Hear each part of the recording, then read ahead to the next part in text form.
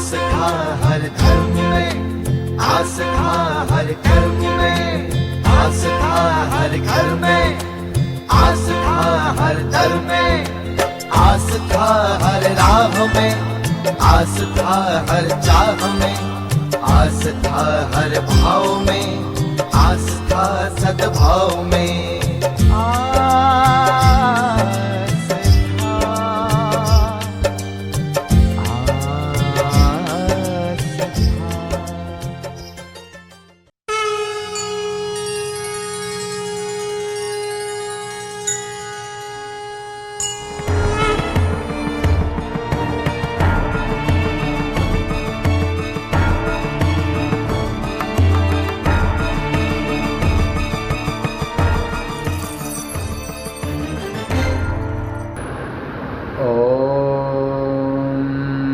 सच्चिदानन्दरूपाय विश्वोत्पत्त्यादिहेतवे तापत्रयविनाशाय श्रीकृष्णाय वयं नुमः।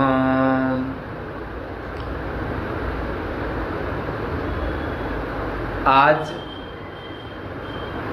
14/7/2020 ब्रह्मसूत्र मीमांसा में नित्यप्रति उपनिषद आश्रम उज्जैन से सायं सत्र में आज ब्रह्मसूत्र के चौथे अध्याय के चौथे पाद में आरंभ से पिछले पाद में जो उत्तरायण मार्ग से गमन करते हैं, जो निवृत्ति परायण हैं, जो विरक्त हैं, जो नैष्ठिक ब्रह्मचारी और सन्यासी और जो सगुण ब्रह्म की उपासना जीवन भर करते हैं, जब वो इस देह का त्याग करते हैं तो वो किस तरह से जाते हैं लोक त्याग करके, वो प्रसंग आपने विस्तार से तृतीय पाद में श्रवण किया। इस चौथे पाद का जो विषय है, अत्र पादे ब्रह्म प्राप्ति ब्रह्मलोक स्थिति निरूपणम। इस पाद में सगुण ब्रह्म की उपासना करके जो इस देह का त्याग करके परलोक गमन किए हैं, वे ब्रह्मलोक को प्राप्त होते हैं और वहीं पर स्थिति निरूपण माना वहाँ स्थिर होकर रहते भी हैं। संगति पूर्व अधिकरण की, इस अधिकरण की संगति यह है कि गत पाद में पूर्वोक्त प्रकार से सगुण ब्रह्मोपासकों का कार्य ब्रह्म प्राप्ति माने ब्रह्मा जी की प्राप्ति, कार्य ब्रह्म प्राप्ति संबंधी विचार व्यक्त कर अब इस पाद में निर्गुण ब्रह्मोपासकों का ब्रह्म भावापत्ति संबंध विचार व्यक्त किया गया है। इस चौथे पाद में पाद के आरंभ में होने के कारण इस अधिकरण को पूर्वाधिकरण से संगति की अपेक्षा वैसे है नहीं, है संगति की अपेक्षा वैसे है नहीं। ये गति का निरूपण यहाँ पर भी करेंगे। तो इस अधिकरण का नाम है संपद्याविर्भावाधिकरणम। संपद्याविर्भावाधिकरणम सूत्र संख्या 1 से 3 ये अधिकरण चलेगा।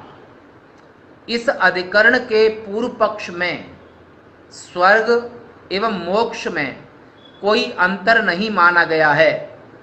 पूर्व पक्ष मीमांसक लोग कहते हैं, क्योंकि पूर्व मीमांसा कार जैमिनी ऋषि और पूर्व मीमांसा के सिद्धांत में उनके सिद्धांत में स्वर्ग को ही मोक्ष माना है और सिद्धांत में माना गया है, तो वहाँ पर स्वर्ग एवं मोक्ष में कोई अंतर नहीं माना है और सिद्धांत में अंतर माना है।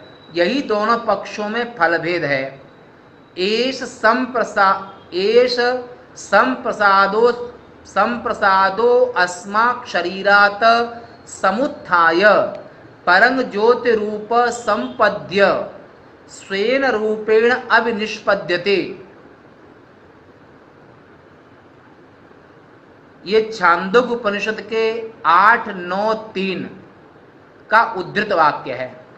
तो यहाँ पर कहते हैं एष, एष माने अंतरतम आत्मा, माने व्यष्टि देह में जीव के अंतःकरण में माने जीव यानी कि जो शरीर के अंदर आत्मा, इसको यहाँ पर कहा एष।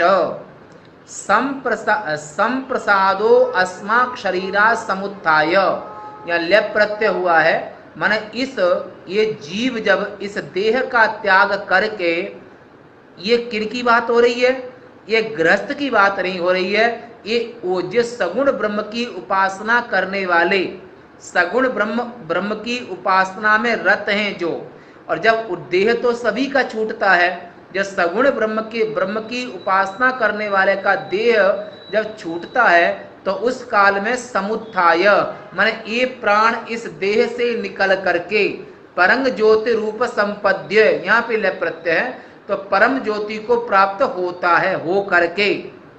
अब यहाँ पर एक बार पूर्व में आपने सुना है जो इसे कहना चाहते हैं, इंद्रियां वृत्ति रूप से अंतःकरण में लय होती हैं, संसारी असंसारी दोनों की।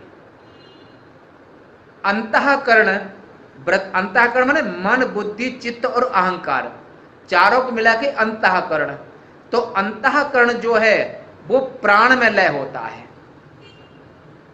और प्राण जो है तेजस्याम देवतायाम, पहले आप सुन चुके हैं कि जीव को तेज कहा है, जीव को देव कहा है, जीव को, तो ये जो प्राण है वो इस देह से निकल करके और जीव की अध्यक्षता में इस देह से निर्गमन करते हैं। और इस जीव के ये जो है पांचों प्राण, मन, बुद्धि, चित्त, अहंकार 4 और 10 ज्ञानेंद्रियां,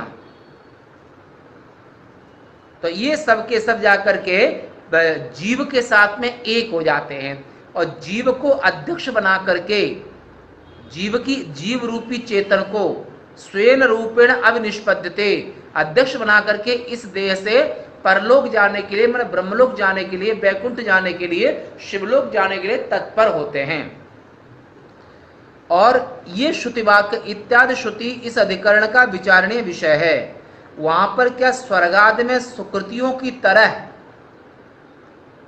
जैसे ब्रह्मलोक जाने वाले के प्राण निकलते हैं, ऐसे सदग्रस्त के प्राण भी ऐसे ही निकलते हैं। वो इष्ट पूर्त कर्म जो सदग्रस्त करता है, तो इष्ट पूर्त कर्म के बल पर वो स्वर्ग की यात्रा करता है इसी क्रम से, माने इंद्रियां मन में, मन प्राणों में, और प्राण जीव में, और जीव इस निकल करके आवत जावत लोक प्रलोक है। तो निर्गुण ब्रह्म की उपासना करने वाले का जीव वो स्वर्ग के ऊपर वायुलोक, अंतरिक्ष और विद्युत लोक को पार करता हुआ और ब्रह्मलोक निकल जाता है सूर्य का भेदन करके।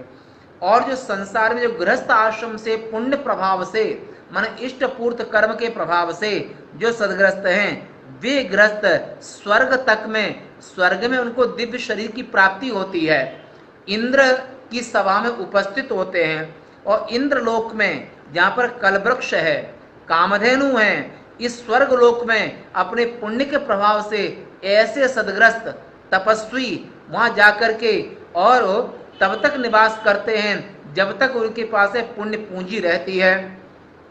और जब पुण्य पूंजी खत्म हो जाती है, तेतंग भुक्त्वा स्वर्गलोकं विशालम, स्वर्गलोक छोटा नहीं है, बहुत बड़ा है, ऐसे विशाल स्वर्गलोक में अपने पुण्यों का भोग करके, वैसे पुण्य कहाँ से कमाए, पुण्य कमाए उन्होंने त्रैविद्या सोमपा पूत पापा यज्ञैरिष्ट्वा स्वर्गतिं प्रार्थयन्ते, त्रैविद्या के माध्यम से, माने ऋग्वेद, यजुर्वेद, सामवेद, तीनों विद्या के माध्यम से, तीनों वेदों के माध्यम से जो पुण्य अर्जित किए हैं, अश्वमेध आदि यज्ञ किए हैं, उन यज्ञों के दान पुण्य और इन पुण्यों के प्रभाव से वो स्वर्ग में उनका जलीय देह प्राप्त होता है। और उस जब तक पुण्य रहता है तब तक वे देवराज इंद्र की अध्यक्षता में, जैसे ब्रह्मलोक में ब्रह्मा की अध्यक्षता होती है और स्वर्गलोक में देवराज इंद्र की अध्यक्षता होती है, और पितृलोक में अर्यमा, वहां के जो अध्यक्ष हैं वो अर्यमा है, उनकी अध्यक्षता में जीव निवास करते हैं, वहां से दिव्य सुखों का भोग करते हैं। तो जब स्वर्ग में उनके पुण्य पूरे हो जाते हैं तो स्वर्ग लोक से प्रच्युति होकर के और पुनः इस मनुष्य लोक में आ जाते हैं। पर जब ब्रह्मलोक चले जाते हैं तो वहां से उनका पुनरागमन नहीं होता है।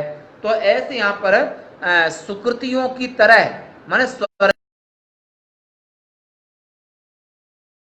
भी किसी आगंतुक विशेष के रूप में उपस्थित होता है अथवा ब्रह्मात्म भाव में अनुभव करता है, इस प्रकार का संशय उत्पन्न होने पर पूर्व पक्ष ने कहा कि फलत्व सामान्य के अनुरोध से, दोनों फल सामान्य है, स्वर्ग में आगंतुक विषय की तरह उपस्थित होता है। पूर्व मीमांसा में कहा कि ऐसा जो सगुण ब्रह्म की उपासना करने वाला है वो भी स्वर्ग तक ही उसकी सीमा होती है, ऐसा पूर्व पक्ष का मानना है। सिद्धांत में कहा कि जो अश्वमेध आदि यज्ञ करके जो गृहस्थ अपने सदग्रस्त माने अपने गृहस्थ धर्म का पालन करते हुए इष्ट और पूर्त, इष्ट कर्म का अर्थ है यज्ञादिक करना, अश्वमेधादिक, सचंडी, सहस्रचंडी, अश्वमेधादिक करना। अगर करने का सामर्थ्य नहीं है तो करवाना, माने जो करते हैं उनको सहयोग करना, इष्ट कर्म। और पूर्त कर्म का अर्थ होता है अपनी मेहनत की कमाई से जो योगी, यति, सन्यासी, नैष्ठिक ब्रह्मचारी और जिनको जो भूखे हैं, प्यासे हैं, कपड़े नहीं हैं और जिनको जो आवश्यकता है, तो पूर्त कर्म में कुआं, बावड़ी और वस्त्र, अन्न, धन, धान्य और ये सब जो सेवा कर्म करते हैं, ये उनके पुण्य बन करके स्वर्ग में उनको आनंद प्रदान करते हैं उन गृहस्थ को, जो इनको पूर्त कर्म कहते हैं। यज्ञादि के जो दान पुण्य है उन्हें इष्ट कर्म कहते हैं। तो ऐसे इष्ट और पूर्त कर्म के पुण्य प्रभाव से ऐसे जो सदग्रस्त हैं वो स्वर्ग लोक में दिव्य देह को प्राप्त करते हैं, दिव्य भोगों को प्राप्त करते हैं और दिव्य आनंद का वो एहसास करते हैं और उनको न जरा न मृत्यु, स्वर्ग में न वो बूढ़े होते हैं न उनकी मृत्यु होती है, कब तक, जब तक उनके पुण्य रहते हैं और उनको दाढ़ी मूछ भी नहीं आती है। वो देवराज इंद्र के लोक में वो हमेशा युवा बने रहते हैं और जो मन में संकल्प करते हैं वे सब संकल्प उनके स्वर्ग में पूरे होते हैं, मन की गति से वो वहां रहते हैं और जब पुण्य पूरे हो जाते हैं तो पुनः इस पृथ्वी लोक में आ जाते हैं। ये बात यहां तक सिद्ध हुई। अब जो ब्रह्मलोक जाते हैं तो सिद्धांत में कहा कि जो सगुण ब्रह्म की उपासना करने वाले त्यागी, तपस्वी और नैष्ठिक जो ब्रह्मचारी हैं वे स्वर्ग के ऊपर पैर रख करके, माने स्वर्ग को लोक को भी छोड़ करके और सूर्य के मार्ग का भेदन करके वे ब्रह्मलोक चले जाते हैं। ये सिद्धांत में कहना है। पूर्व पक्ष में स्वर्ग तक ही उनकी सीमा का, ये दोनों में अंतर आ जाता है। व्यास जी कहते हैं संपद्याविर्भावः स्वेन शब्दात्, संपद्याविर्भावः स्वेन शब्दात्, पदच्छेद होगा संपद्य आविर्भावः स्वेन शब्दात्। तो इस सूत्र में 4 पद हो गए। तो इसकी व्याख्या ये होगी कि संपद्य, संपद्य का अर्थ हुआ स्वप्रकाश स्वरूपम आत्मानं साक्षात अनुभूय, माने प्रकाश स्वरूप आत्मा को अभिन्न अनुभव करते हैं। अहम ब्रह्मास्मि, अहम रूप से ब्रह्म की उपासना करते हैं। तेनैव आत्मरूपेण, आत्मस्वरूपेण आविर्भावः विद्वान आविर्भवति कुतः स्वेन शब्दात्। तो स्वेन रूपेण अविनिष्पद्यते, माने आत्मस्वरूप से ही जब तक उनको होश रहता है, जब तक उनकी निष्ठा रहती है, शरीर रहता है, तब तक वो आत्मस्वरूप से ही माने जो सत्य स्वरूप, चिद स्वरूप, आनंद स्वरूप अपने आप को वो सत्य को सत्य रूप में एहसास करते हैं और चेतन स्वरूप में अपने आप को अनुभव करते हैं और अपने आप को ही आनंद स्वरूप से अनुभव करते हैं। और संसारी जो व्यक्ति होता है वो संसार में आनंद की खोज करता है और अपने आप को चेतन न मान करके वो देह को ही आत्मा मान लेता है। तो असत जड़ दुख रूप में वो और सत चित्त आनंद में भेद नहीं कर पाता है। तो ऐसे यद यद शरीर माधृत्य तेन तेन संयुज्यते, नैव स्त्री न पुमानेषु नैवा यं नपुंसकः, यद यद शरीर माधृत्य तेन तेन संयुज्यते स एष जीवः परमोहितात्मा शरीरमास्थाय करोति सर्वं स्त्रियन्न पानादि विचित्र भोगैः सएव जागृत परितृप्तमेति। ये कैवल्योपनिषद यजुर्वेदीय। तो ऐसा जो माया से मोहित मन जिस जीव का होता है वो अपने आप को स्त्री स्त्री मानती है, पुरुष पुरुष मानता है, और देह को लेकर के ही संपूर्ण व्यवहार संसार में जीवन भर करते रहते हैं। और जो आत्मज्ञ होता है वो देह में रहते हुए भी आत्म स्वरूप से ही व्यवहार करता है। ये दोनों में भेद हो जाता है। तो स्वयं रूपेण अविनिष्पद्यते। और जो सगुण ब्रह्म की उपासना करने वाले, जो ब्रह्म सच्चिदानंद की यानी कि संपूर्ण ब्रह्मांड में कैसे दर्शन करते हैं, तो इसका अनुवाद गोस्वामी ने ऐसा किया है कि सिया राम मैं सब जग जानी, करऊं प्रणाम जोर जुग पानी। सगुण ब्रह्म की उपासना करने वाले पूरे संसार को सिया राममय दर्शन करते हैं कि पूरा संसार ब्रह्ममय है, पूरे संसार को परमात्मा का विग्रह देखते हैं। ऐसे वो सब में ब्रह्म का दर्शन करने से मैंने स्वयं रूपेण अविनिष्पद्यते। और किससे, इससे वहां पर स्वपदस्य प्रक्षेपात, हिंदी में इसका ये भाव होगा कि स्वप्रकाश स्वरूप आत्मा का, जो आत्मा स्वयं प्रकाश, जो प्रकाश स्वरूप आत्मा है, वो प्रकाश स्वरूप आत्मा का प्रत्यक्ष अनुभव करके अर्थात साक्षात्कार करके उस आत्म रूप से विद्वान आविर्भूत होता है। यानी कि मतवाले मंसूर जो उनने अपने विज्ञान साहित्य में जो 7 खंडों में है, और जहाँ पर इंदौर में अग्रवाल नगर में उनका आश्रम भी है, उनको ब्रह्मलीन हुए लगभग उनको ब्रह्मलीन हुए 24-25 वर्ष हो गए। तो बड़े विद्वान थे और कवि, और उन्हें अपने विज्ञान साहित्य में मत वाले सुखदेव मुनि ने झंडा यही उठा डाला। सुखदेव मुनि जब तक यहाँ पर रहे तो आत्म स्वरूप से विचरण करते थे, और दत्तात्रेय भगवान और मंसूर और आदि शंकराचार्य जी महाराज और भी एक से एक आत्मज्ञ महात्मा हुए हैं, जो शरीर में जो भगवान श्री कृष्ण श्री राम, तो जो शरीर में रहते हुए भी वो आत्म स्वरूप से ही अपने आप को उनने समझा। तो ऐसे प्रत्यक्ष अनुभव करके अर्थात साक्षात्कार करके उस आत्म रूप से ही विद्वान आविर्भूत होता है। किससे? इससे कि स्वयं रूपेण अभिसंपद्यते, ये श्रुति प्रमाण है। वो स्वयं अपने रूप में ही वो अपने आप को एहसास करता है कि मैं आत्मा हूं, मैं शरीर नहीं हूं, मैं स्त्री नहीं हूं, पुरुष नहीं हूं। इस तरह से अपने आप को प्रत्यक्ष रूप से वो अनुभव करता है। इत्यादि श्रुति में स्व शब्द का पाठ प्राप्त होता है। तब पूर्व पक्ष ने यहाँ पर एक शंका उठाई कि स्वस्वरूपात्मक मोक्ष तो सनातन अवस्था में क्या विशेषता है? समाधान करते हैं, मुक्तः प्रतिज्ञानात्, मुक्तः प्रतिज्ञानात्, मुक्तः प्रतिज्ञानात्। पदच्छेद होगा मुक्तः प्रतिज्ञानात्, यानी कि व्याख्या, मुक्तः माने मुक्तिं प्राप्तः पुरुषः पूर्णानंद आत्मना अवतिष्ठते। कुतः? प्रतिज्ञानात् माने एतं तु एव ते, ये छांदोग्य उपनिषद का 8-9-3 का ये उद्धृत वाक्य है। माने एतं, एत माने आत्मा, अंतरात्मा, एतं तु एव ते, वे सभी सब जो ये जो आत्मा को स्वरूप से अनुभव करते हैं नहीं मानते हैं। न वर्णा समाचार धर्मा, न ब्रह्मचारी न ग्रही वनस्थो भिक्षुर न चाहम निजबोध रूपा चिदानंद रूपा शिवोहम शिवोहम।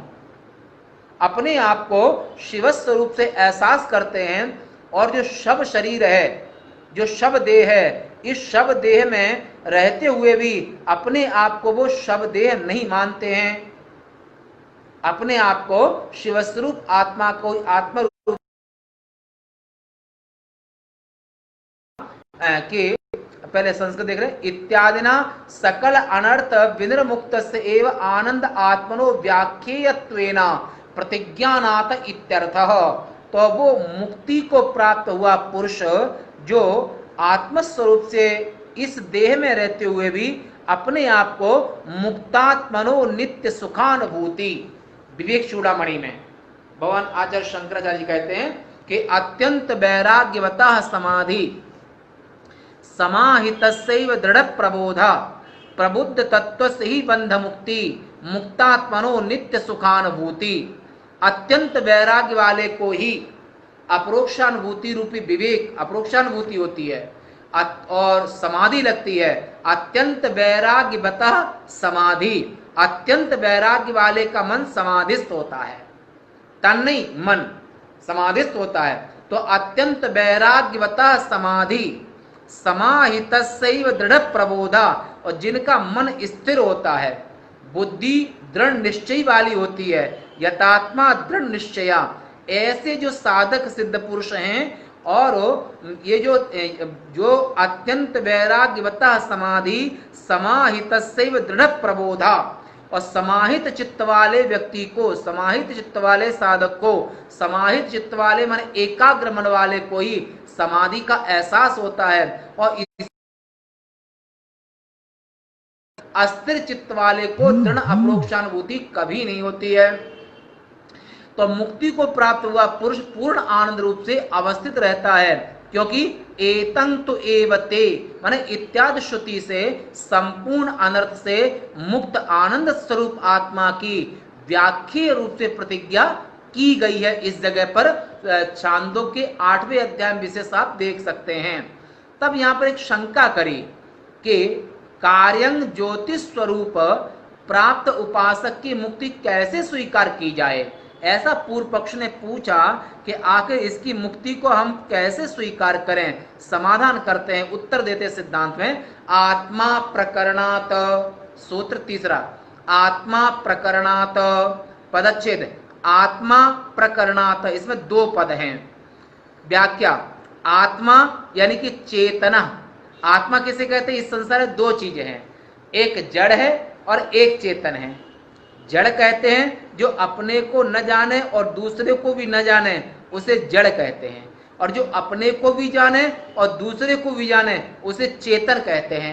ऐसे जो विवेकी और चेतन को अपना स्वरूप मानते हैं, वो अपने को भी जानते हैं, दूसरे को भी जानते हैं, और वो चेतन स्वरूप में चेतन स्वरूप को अपना स्वरूप मानते हैं। आत्मा अपहत पाप माने चेतन माने एवं प्रकृति ज्योति शब्देन ग्राह्य, और चेतन को ही यहाँ पर ज्योति रूप से स्वीकार, इस ब्रह्मसूत्र के सूत्र में चेतन को ही ज्योति स्वरूप से, इस ब्रह्मसूत्र में पहले अध्याय में आपने सुना है स्पंदनात्, इस ज्योति से वो स्पंदन होता है, एक्टिविटी, चेतना इस चेतन से होती है, और उस चेतन को ही अपना स्वरूप मानते हैं। और वही यह आत्मा अपहत पापमा, ये चेतन स्वरूप जो आत्मा है, इसे कभी पाप क्षति नहीं कर सकता है, इसे पाप कभी आत्मा को लग नहीं सकता है।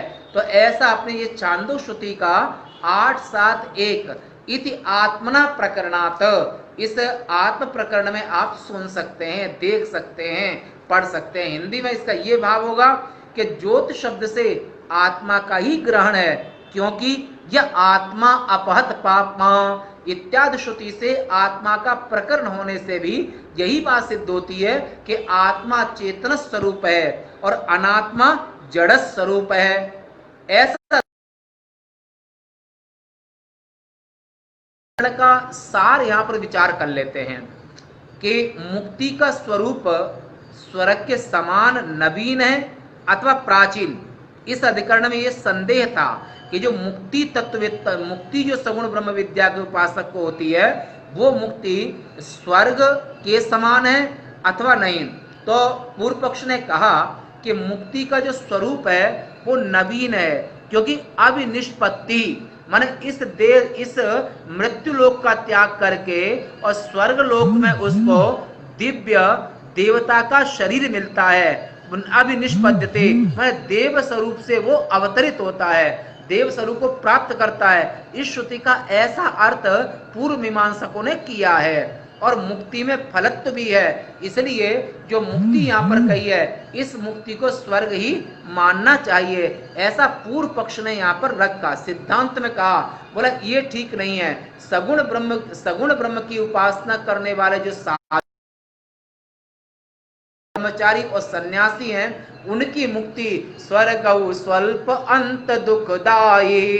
वो अमृत स्वरूप ब्रह्म की उपासना करते हैं, चाहे विष्णु रूप से, चाहे शिव रूप से, चाहे जगन माता के रूप में, चाहे महादेव के रूप में, वो अमृत स्वरूप की उपासना करते हैं। और जो देवलोक में जो देह मिलता है वो अमृत तो नहीं है, वो तो पुण्य क्षीणे मत लोके विशंति। स्वर्गलोक में, स्वर्गलोक माने एक 5 स्टार होटल।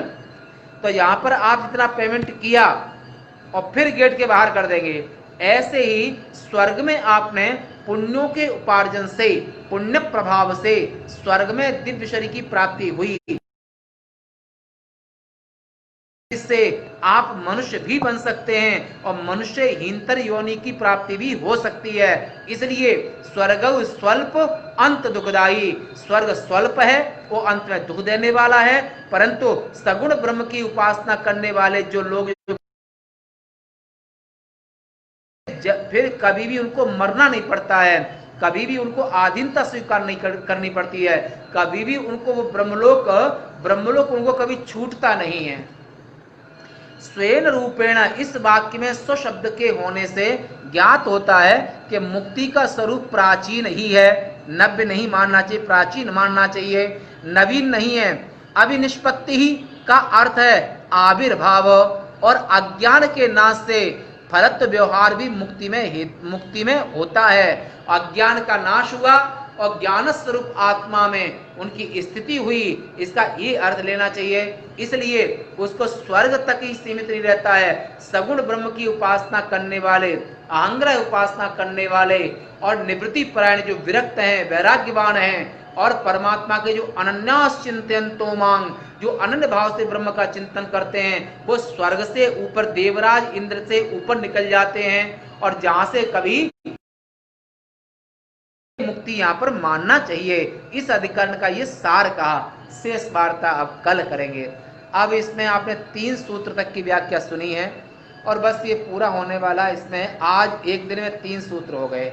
अब इस ब्रह्मसूत्र जो बचे हैं, इसमें इस पाठ में लास्ट है तो कुल 22 सूत्र हैं। तो अब आपको कुल 19 सूत्र की व्याख्या और मिलेगी। तो संभव है लगभग 1 सप्ताह में उसमें पूरा हो जाएगा। फिर आपको आगे सुंदर सुंदर सुनने को मिलेगा। पर इसके पहले हमारी एक निवेदन ये है कि आपको अगर ये सब आनंद लें तो आप जो लिंक ऐसे यहाँ नहीं मिलेगा, वहाँ पर YouTube चैनल पर आपको पूरा का पूरा मिलेगा। तो आप वहाँ पर आ सकते हैं। उस चैनल का प्रस्थान त्रय के लिए ही चैनल बनाया है। इस चैनल में प्रस्थान त्रय की मीमांसा शाम को, अभी ब्रह्मसूत्र के बाद में आप आरंभ से उपनिषद सुनेंगे। ये सब रहेगा और ये चलता रहेगा आगे ईश्वर इच्छा। तो आज वाणी को यहीं विराम देते हैं। ओम।